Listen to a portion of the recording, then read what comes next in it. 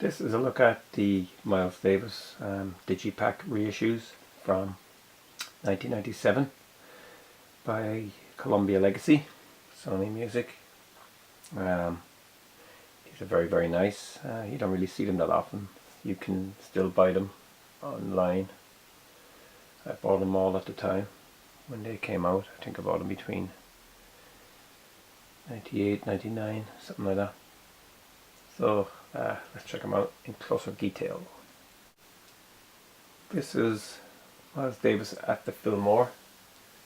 This was originally released as a double LP in 1970. And it was heavily edited too, but this continues in the same manner. It has been reissued as part of the bootleg series volume 3. So it's your generic Columbia red label. This came on the front of the packaging. Super deluxe Digipack booklet with new essay by musicians. 20-bit digitally remastered using SBM super bit mapping. Produced for reissue by Bob Belden, Columbia Jazz. Miles Davis live and electric. This is from the electric period. A lot of people kind of like or hate that era. I love it. I think it's amazing. You got your booklet. This was on the front of the packaging, or the back, I can't remember. Yeah, on the back inside the cling film. So I laminated it to protect it. So musicians here are Keith Jarrett, electric organ, Steve Grossman on sax, Shakria keyboard, Dave Holland bass, Jacques DeJohnette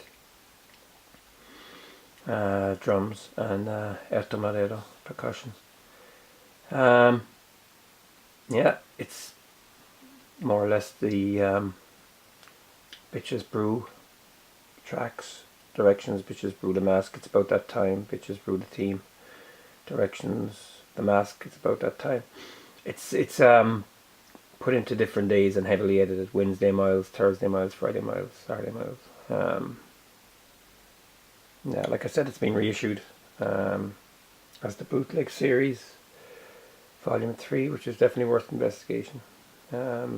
Still, it's intense, and even in this edition, it's still intense and well worth having. So yeah, that's it. Booklet.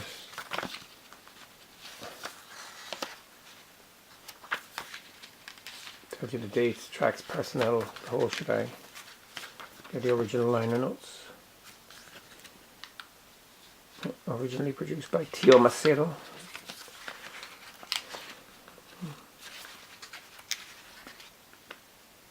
Very cool. Next is Black Beauty, Miles Davis at the Fillmore West. This was also recorded in 1970, but I think it was only released in Japan in 1973.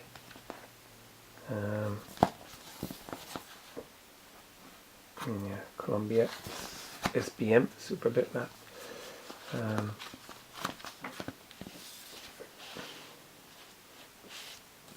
Generic discs. Again, I took this from the front of the packaging and laminated it, and I stuffed it in here just to have it. I hate when stuff gets thrown away.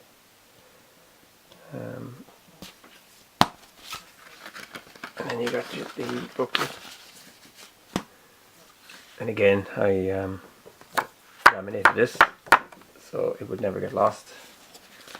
It's just at a glance, if you want to have a look at what's on this, you can just pull it out. Same lineup, 1970.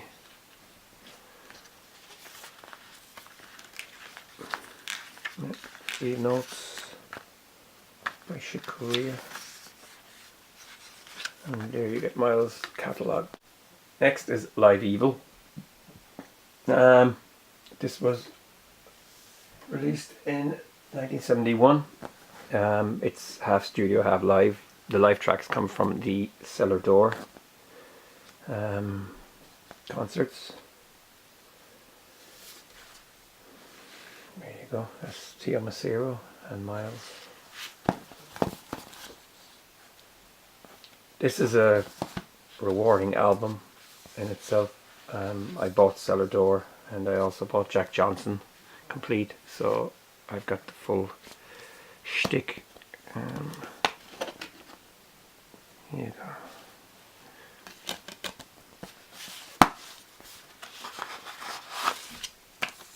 go. Again, laminated card. Now there's a lot of players on this because it kind of runs through 2 or 3 bands.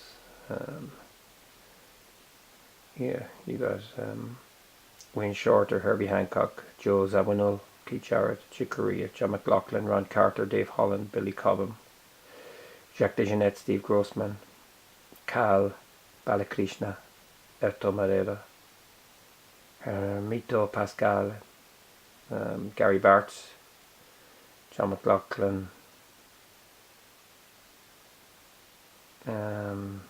Keith Jarrett, Michael Henderson, Jacques DeJohnette, and Erto Marera. That's the Cellar Door concert in Washington DC. Yeah, this was great when I first heard it. Really, really cool album. And like I said, it's been issued incomplete, but back in the 70s, and especially in the electric period, yeah, albums were made up of all different sessions from Bitches Brew to On the Corner, so yeah, it's quite comprehensive, a lot of material. Miles Davis in concert, recorded live at Philharmonic Hall, New York. This is really cool. It's kind of Corky McCoy artwork, which continues from On the Corner. So this is live. And in here you get more.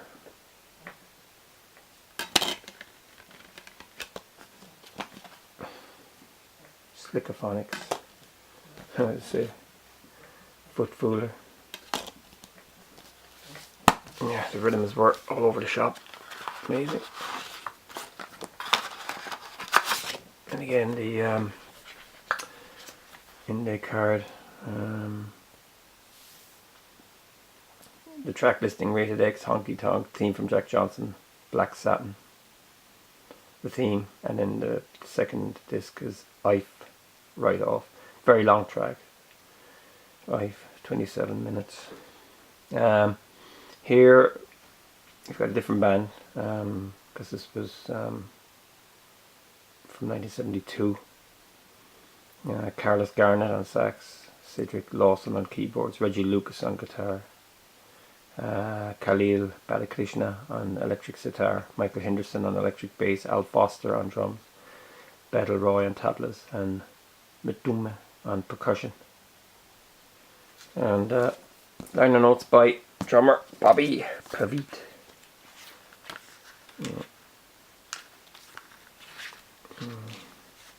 There's eating and drinking in this bands. And finally, it's Dark Magus, another live concert, Carnegie Hall, New York City. That's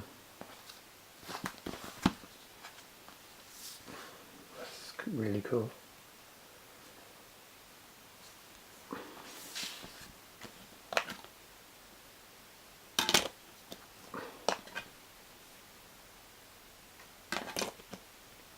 Very obscure graphics and use of color bleeding and stuff like that. Again, the laminated card. This was recorded in March 1974. I don't think it was released until 1977 in Japan. And we had Dave Lieben on saxophone, and Peter Cozy guitar, Reggie Lucas guitar, Michael Henderson on electric bass, Al Foster on drums, Matumi on percussion, another guitarist, Dominique Gaumont. Yeah, this is pretty heavy stuff. Al Foster's drumming on this is relentless, and there's all noises and electronic drums and stuff and everything. It's really cool. Very, very, very heavy.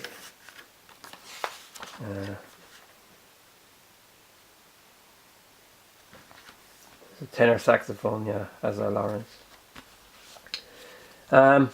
Yeah, so like I said, indispensable if you're Miles obsessive like myself, and if you're into the electric period, which is probably the most interesting, if not the most rewarding, when you spend decades trying to figure out what's happening.